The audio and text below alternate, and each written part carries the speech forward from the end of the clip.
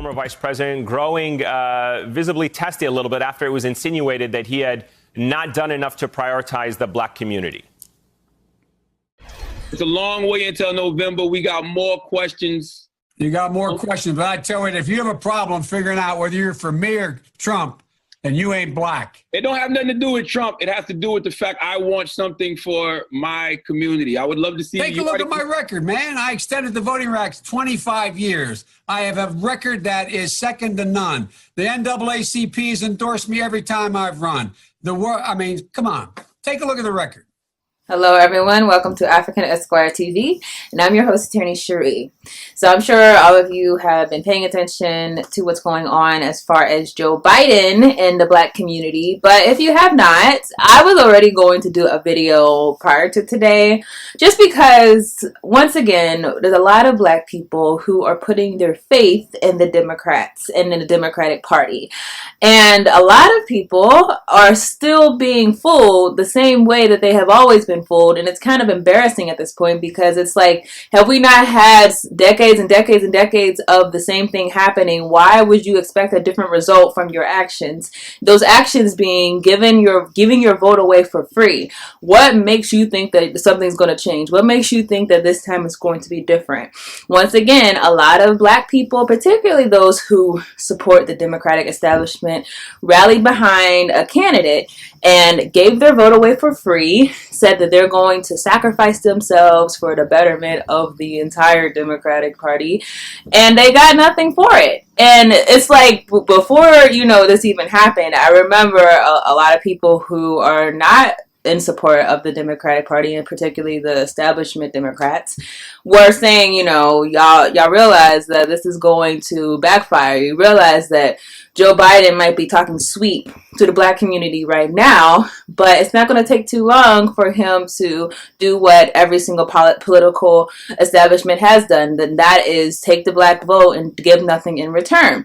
But now that it's happening, a lot of people are disappointed, and that is the thing that I wanted to talk about originally, because a lot of people are disappointed that Joe Biden is seemingly not going to pick a black woman as a running mate. It seems that he's going to pick Amy Klobuchar, and a lot of people who were supportive of him wanted him to pick Kamala Harris, and I've even heard people say he should pick Stacey Abrams. Now, I did not think he was going to pick either of them, because number one, he has no reason to.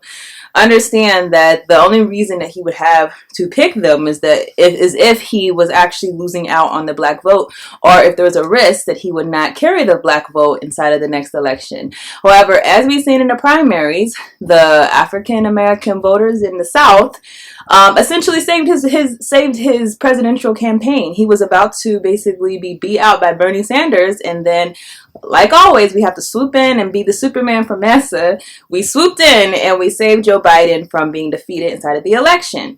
Now, this is what happened. This is what a lot of people were upset about. But my thing is, why would you expect that after swooping in and saving this man, showing him that you would rather vote against yourself interest, you would rather vote for someone who who enacted or fought to enact the crime bill that ripped your community apart and has had so many questionable moments as far as the black community? You would rather put him in office and go against your interest. What makes you think that that person would then turn around and say, well, hey, I'm going to do something for you, even though you did something for me for absolutely nothing?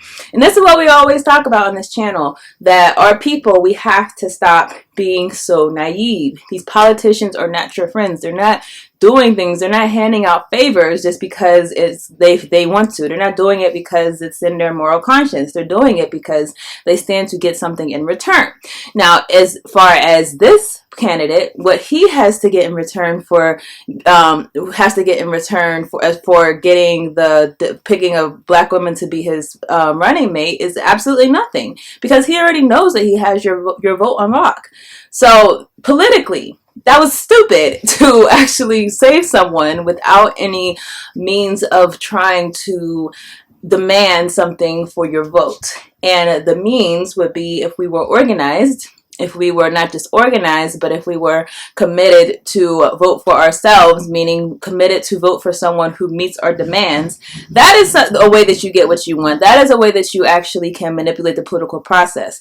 However, begging or electing Democrats just on the fact that you don't like Trump or you don't like Republicans, and then once they're in office or once they're in a position to get into office, expecting them to do things for you is just stupid and naive. And I have to use these words because I don't understand why so many people in the Black community were actually disappointed for these actions.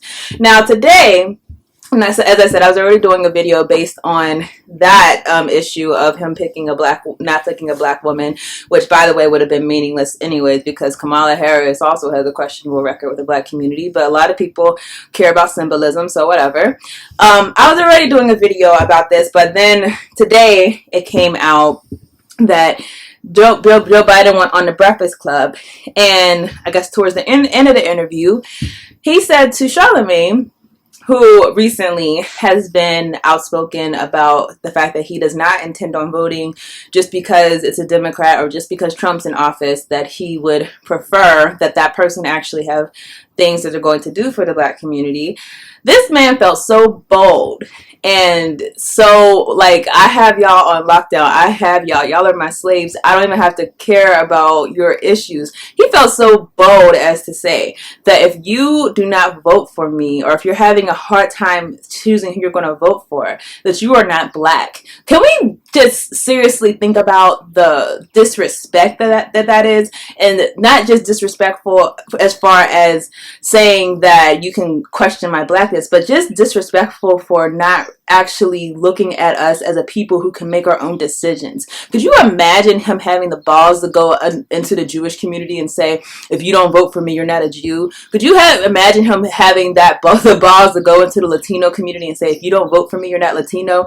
But I bet you that the fact that he said that if you don't vote for me, you're not Black is not going to faze the vast majority of his Black supporters, because they are okay with being disrespected. They're okay with outsiders telling them this is what's in your best interest. They're okay with people not expecting them to have their own mind or have their own autonomy to make their own decisions. And this is the sad truth of the reality that we have been so much conditioned to remain the slaves of this country that any person that comes in and disrespects us and treats us like a slave, we look past it. We get over it. We say, well, we're going to sacrifice ourselves for the good of our masters. This is just a slave mentality, and I hope my people are just appalled. I can't believe that you would have the balls to say that to any community that's not your own. Even me, I would feel weird saying, if you don't vote for so-and-so, you're not white. Like, that doesn't even make sense. It's just a disrespectful statement, and yeah, we're going to tolerate it, because I bet you that those same people who are pro-Democrats, pro the Democratic establishment, come November, those same people are going to be saying, hey, I know that Joe Biden is questionable. I know that he's done some things, but hey, he's better than Trump, so we're going to vote for him. The same people that were upset at Trump, rightfully so, when he got up and said, why not vote for me at this point? Because the Democrats aren't going to do nothing for you. Say, hey, what do you have to lose? Those same people who are upset at him are going to probably not say anything about Biden, because unfortunately, these electoral politics have made hypocrites out of us. We're hypocrites because we don't really care about whether or not someone is going to show us respect, or whether or not that person is actually going to do right by our community. We don't care about that. We care about whether that person is going to make us feel good at the end. And even after he said that, he's, when Charlamagne, I guess he didn't push back too much, but he said, I don't want to vote just because of Trump. I just want to make sure someone's going to do something for our people. Biden answers, oh, well, what do you mean? I did something to Voter Rights Act, and I've been sponsored by the NAACP, pulling out all these tricks and cards. That should let you know what your value is to them. They're going to look for these sponsors from these organizations that say that they're for you, and then whenever you try to hold them accountable for not actually doing something for your people, for not actually having a plan, which they shouldn't really. We should be the ones with the plan, but not even being responsive whenever we do have demands, because I have heard certain demands from Black people universally around the country that are not being spoken to. But whenever those people are going to basically ignore those demands, understand that they're going to try to look for validation from other means inside of the community and say that, well, I don't have to do anything for you because I did this, that, and the third. It's this game of symbolism that we keep falling into. So, that's really what I wanted to talk about. I feel like I got everything out that I wanted to say. But the key thing that I'm trying to portray to my people is that I'm honestly tired of getting up on this channel and talking about how the Democrats are swindling us. And you know what? I'm happy that I believe that since the last few years, I have seen a difference in our people talking about what we actually expect from the Democrats. But I really hope that overall we are stopping and listening to what these politicians not only are saying, but what have already said. Because if you understand the pattern is that you are not supposed to be a people who gets to have a say. You are people who are going to be utilized for the system whenever they need you. And in this case, although the Democrats don't act like it, they do need you. They absolutely need you in this election. They needed you whenever Hillary was on the ballot. And, when you didn't come out all like you did for Obama, that hurt them. So they do need you. But they look at you to be like you're going to lay your life down. You're going to lay your livelihood down. We're going to ignore the fact that you are the people who are being wiped out by the coronavirus. You are going to ignore the fact that you are the people who are being targeted by the police and shot by the police. We're going to ignore all of that. And you're going to be okay with it because we expect for you to serve our interests, and your interests are going to be ignored. We're never intended to be anything more than a slave in this country. That was never the intention, for us to be anything more than servants to the white masses. And if that is not going to change, we have to have a conversation about switching the roles and actually being inside of positions of power. But unfortunately, a lot of people are still looking to the Democrats to change or do something different. But thank God a lot of us are actually calling out the fact that this is something that has been going on for a long time and we're sick of it.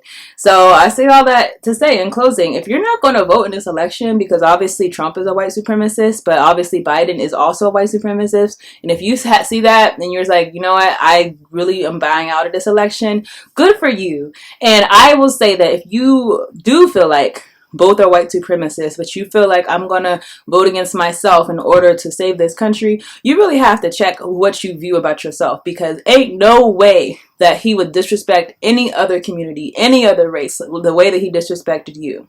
So think about that. Think about the fact that they count on you doing these things that they expect you to do. They count on you continually going back to the ballot box. The ballot box whenever you're not getting anything from the previous 4 years. They count on these things. They count on it, and they're going to guilt you for it. But your job is not to allow them to use those mind trips of manipulation on you, and that actually are going to stop you from doing what's good for your own people. So that's all I have to say on this. What are your guys' thoughts on the audacity of Joe Biden? And also, I really wish Charlamagne would have pushed back some more, because if you're talking this, hard game of I'm not just voting, saying, well, hey, the NAACP sponsored me. So, that should have been his answer.